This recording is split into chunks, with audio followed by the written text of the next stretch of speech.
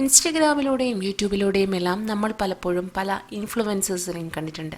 ചിരിച്ച് നമുക്ക് മുമ്പിലേക്ക് അവർ എത്തുമ്പോൾ അവരുടെ ജീവിതം സന്തോഷമെന്ന് നമ്മൾ കരുതുന്നു.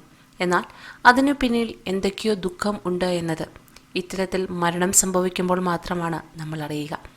ഇപ്പോഴിതാ കഴിഞ്ഞ ദിവസം വരെ ഇൻസ്റ്റഗ്രാമിൽ വളരെ ആക്റ്റീവായിരുന്ന ചിന്നു എന്ന ഇൻഫ്ലുവൻസർ ആത്മഹത്യ ചെയ്തു എന്ന വാർത്ത വളരെ വേദനയോടെ തന്നെയാണ് മലയാളികൾ ഓരോരുത്തരും കേട്ടത്. 5 ദിവസങ്ങൾക്ക് മുൻപ് തൻ്റെ ഇൻസ്റ്റഗ്രാമിൽ വീഡിയോയും പോസ്റ്റ് ചെയ്ത ചിന്നു ഏറെ സന്തോഷവതിയായിരുന്നു ആ വീഡിയോയിലെല്ലാം. ഒടുവിൽ ആരോടും യാത്ര പറയാതെ വിട പറഞ്ഞിരിക്കുകയാണ്.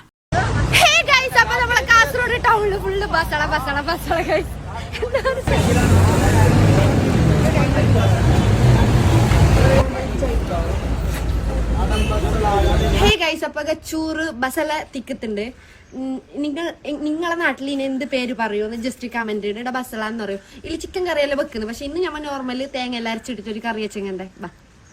അതായത് ഞാൻ എന്റെ വീട്ടിൽ വെക്കുന്ന കാര്യം പറയുന്നില്ല. കുറച്ച് ബഗിടപ്പയർ, തക്കാളി, നീരുള്ളി, ഒരു പച്ചമുളക്. ഇനി ബഗിടപ്പയർ എന്ന് പറയും പയറിന്. അതിനെ വേഗം വെക്കുക. പിന്നെ ഇതിനുള്ള അരപ്പിന് തേങ്ങ എടുക്കുക. അതായത് എത്ര തേങ്ങ വേണോ അത്ര തേങ്ങ എടുക്കുക. പിന്നെ കുറച്ച് ജീരകം, കുറച്ച് മഞ്ഞപ്പൊടി, കൊത്തമ്പാരി പൊടി, ഗരം മസാല, പിന്നെ 4-5 മുളകില്ലേ ചുട്ടിട്ടെടുക്കുന്നുണ്ട്. പിന്നെ കുറച്ച് പുളി അനുസരിച്ചിട്ടിട്ടാൽ മതി. ഒരു പച്ചമുളക് ഇട്ടിട്ട് അതിനെ അരച്ചിട്ട് മാറ്റി വെക്കുക. പിന്നെ നമ്മളെ ബഗിടപ്പയർ വേകുമ്പോക്ക് നമ്മൾ ബസള ഓൾറെഡി മുറിച്ച് വെച്ചിട്ടുണ്ടാവില്ലേ. ബസള വേകാൻ കുറേ ടൈം വേണ്ട.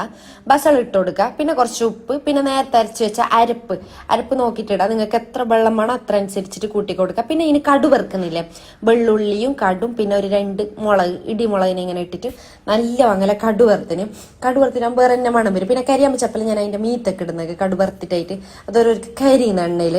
അങ്ങനെ ഞങ്ങളെ ബസള കറിയുടെ റെഡി ആയി. നല്ല ബസളന്റെ തണ്ട് എനിക്ക് ഭയങ്കര ഇഷ്ടം. ഞാനിങ്ങനെ ഞം തിന്നു. അപ്പൊ എല്ലാവരും വീട്ടിലൊന്ന് ട്രൈ ആക്കി നോക്കാം ഇതേപോലെ. അപ്പോൾ എന്റെ വീഡിയോ ഇഷ്ടപ്പെട്ടെങ്കിൽ ലൈക്ക് അടിക്കുക, കമന്റ് അടിക്കുക. എന്തെങ്കിലും ചോദിക്കാനുണ്ടെങ്കിൽ കമന്റിൽ ചോദിക്കുക. അപ്പൊ ടാറ്റാ.